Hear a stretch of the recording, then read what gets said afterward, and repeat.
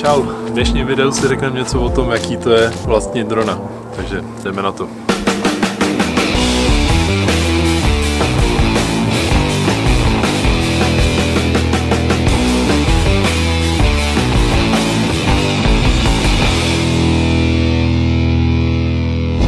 Takže tohle drona jsem kupoval v roce 2017. Kupoval jsem ho na Novém Zélandu, protože v Čechách ještě nebyl k mání. A nakonec to vlastně vyšlo ještě o pár tisíc levnějš, takže jako dobrá koupě.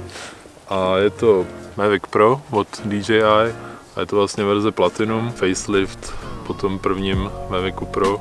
Jsou tam vylepšený ty rotory, vlastně ta baterie i v kombinaci s těma novýma vrtulema tak vydrží 30 minut. Ten dron je méně hlučnej, kvůli tomu, že má přepracovaný ty vrtulky. Je to takový trošku upgrade. No. V současné době už tady po tom dronu vyšel Mavic Air a vyšel i Mavic 2 Pro nebo Mavic Pro 2.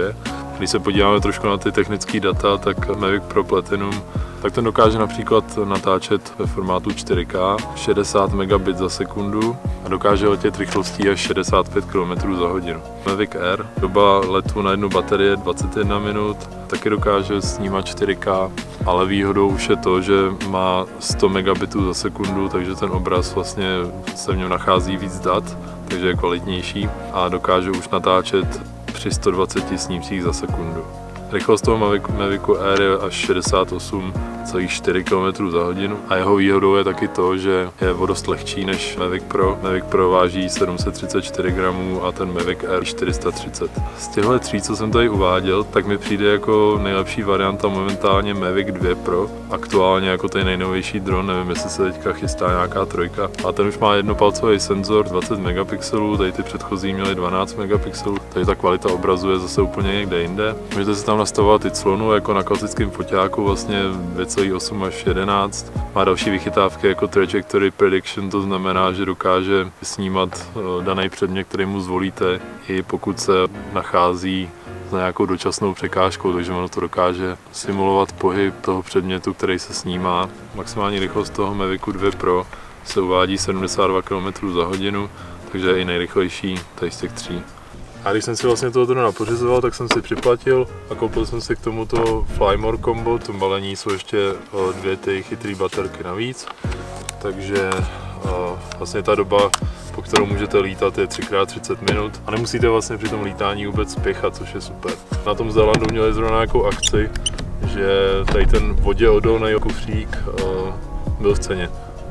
Což je taky bezvadný, protože je fakt robustní, z tvrdého plastu. A ten dron je v tom prostě v bezpečí.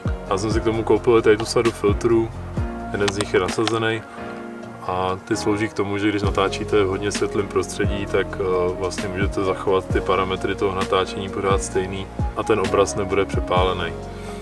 Tak jinak tady ta jednička verzi Platinum už se dá teďka sehnat za 30 000, tady v té variantě s více baterkama v té verzi Flymore Combo. Ale kdybych já teďka neměl žádného drona a rozhodoval bych se, kterýho si koupit, tak bych si určitě připlatil za tu dvojku, která vlastně stojí asi 39 000 v té základní verzi a v té verzi s více baterkama tuším nějak 42, ale myslím si, že se to vyplatí, protože ten rozdíl v té kvalitě obrazu už je docela velký. Když je třeba šero nebo jsou nějaký stíny prostě podél lesa, tak tady ta jednička už s tím má trošku problém a začíná dost zrnět. Jako drona jsem si hlavně kupoval kvůli tomu cestování, protože jsem chtěl mít hezký videa, hezký vzpomínky.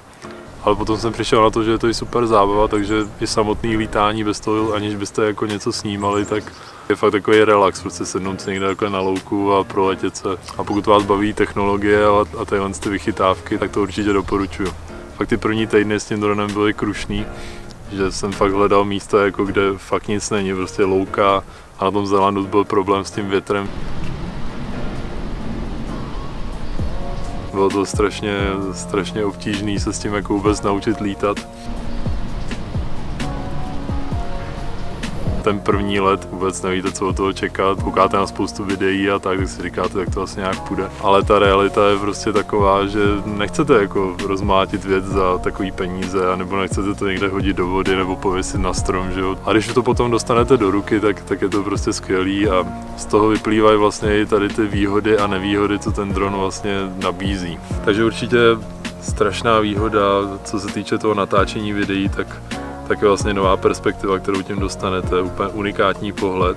Je to velká výhoda při tom cestování, že máte pak takové vzpomínky, jako na který se fakt pěkně kouká, protože ta kvalita toho obrazu a i ty pohyby toho dronu, tak když s tím člověk umí lítat, tak to video prostě vypadá krásně. Nejste skoro omezený akorát tím dosahem. Měli mít určitě vizuální kontakt s tím dronem a nelítat nikde, kde už prostě na něj nevidíte, nebo kde nedosáhne ten signál vlastně někde třeba za kopcem nebo za lesem nebo tak, prostě už to může být problém a mohli byste od toho drona přijít. Je to super taky na prozkoumávání nových míst, kdy máte třeba znepřístupněný terén a nemůžete se někam dostat, tak tam prostě pošlete drona a aspoň se podíváte, jak to tam vypadá. Jako nevýhodu bych určitě zmínil ten strach.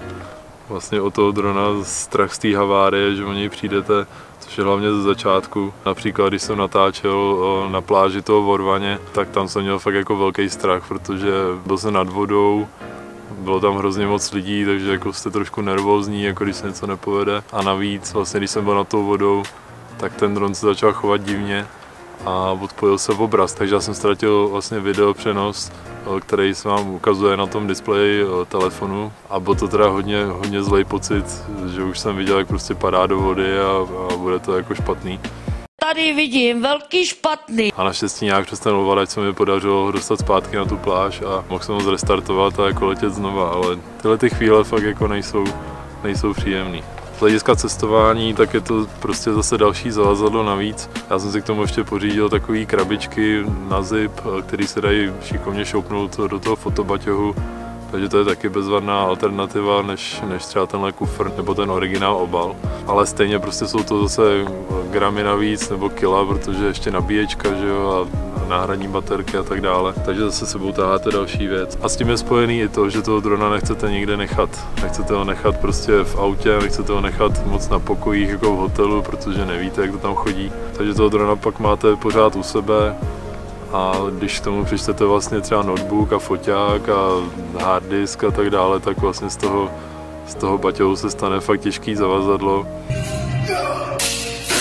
A na to chození prostě po nějakých výšlapech už to není moc příjemný. Teďka nedávno vyšel Mavic Mini, což je vlastně nejlehčí z těch DJI dronů a nemá to takový dosah, nemá to takovou výdrž. Asi bude i náchylnější na nějaký nárazy a větrný poryvy a tak dále. A určitě to může být taky dobrá alternativa, když někdo začíná prostě s tím lítáním, s tím dronem a nechce do toho investovat tak velký peníze. Další věc jsou letištní kontroly, takže když někam cestujete jako na více míst a nejste si jistý, jestli ty drony tam nejsou problém, tak na to existují stránky, kde si můžete ověřit, jestli ten dron se tam dá používat vůbec, nebo jestli vás ani nepustí letištní kontrolou. A je to dost důležité si to zjistit předem. Na ty náhradní baterie jsem si pořizoval ještě nehořlavý obaly, což vlastně při jedné letištní kontrole se mě ptali jako a co baterky a tak jsem jim jako ukazoval, že to mám tady v těch obalech a že to je všechno vypnutý a musíte mít ty vrtulky samozřejmě odmontované z toho dronu a musí to být fakt v takovém stavu, aby to nebudilo nějaké podezření, že to může se spustit samovolně v tom baťohu nebo začít hořet. Což by jako určitě ty lidi na tom letišti mohlo znepokojit. No, zmínil jsem výhody, zmínil jsem nevýhody a ještě bych asi zmínil nehody, takže určitě někoho bude zajímat, jestli už jsem to někde poslal do stromu nebo někde s tím škrtnul vozem, tak už se mi to párkrát stalo. Jednou jsem narazil do stromu, kdy jsem vlastně byl od toho dronu docela daleko a prolítával jsem mezi kmenama, chtěl jsem udělat takový hezký záběry a prostě se to nepovedlo a ten dron vlastně přímo tím čelem jako narazil do toho stromu. No. Na tom ovladači, tak tady ze strany je tlačítko Sport, který si můžete vypínat a zapínat. Znamená to, že ten dron vlastně zrychlí reakce, ale co je hlavní, tak vypne ty senzory. Takže i když má tady všude řadu senzorů, tady vepředu kamery, ze spodu kameru, tak i když pak letíte k něčemu jako napřímo takhle a máte ten režim Sport, tak ty senzory vlastně jsou vypnutý a nezachrání vás. To se přesně stalo mně. Já jsem si to nechtíc prostě přepnul, tak jsem udělal nějaký pohyb a vrazil jsem přímo do toho stromu. Nic se naštěstí nestalo, ten gimbal, ta kamerka byla trošku jako otřesená, takže nějaká kalibrace musela proběhnout a letělo se dál. No. Nehoda číslo 2, to byla taky se stromem, to bylo, že jsem přilítával na pláž, no ten záznam možná někde mám. Přilítával jsem na pláž na Mácháči a Špatně jsem odhadl tu vzdálenost a ten dron skončil prostě na stromě, no. Byla to taková malá břízka prostě na pláži, takže naštěstí jsem na něj dosáhl, protože byl asi ve 2,5 metrech, takže jsem ho prostě z toho stromu sundal.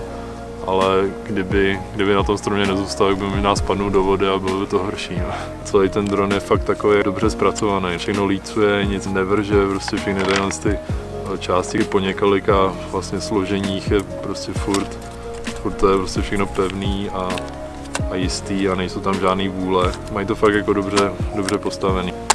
Tohle byla jenom taková rychlá recenze po 2 letech, co toho drona vlastním. Kdyby vás cokoliv zajímalo, tak určitě můžete dolů do komentářů něco napsat. Takže si k tomu máte aspoň trošičku vztah a zajímá vás to, tak určitě běžte do toho a nebudete litovat. Teďka koukám, že jsem tomu videu neudělal žádný závěr, takže pokud se vám video líbilo, tak dejte určitě like, dejte odběr a já se budu těšit zase někdy příště. Čus.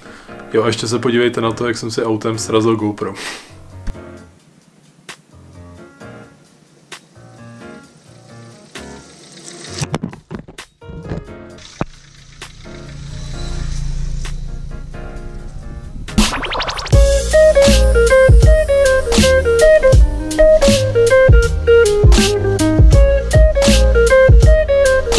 Toho drona pořád mít s ním oční kontakt. Oční kontakt máme.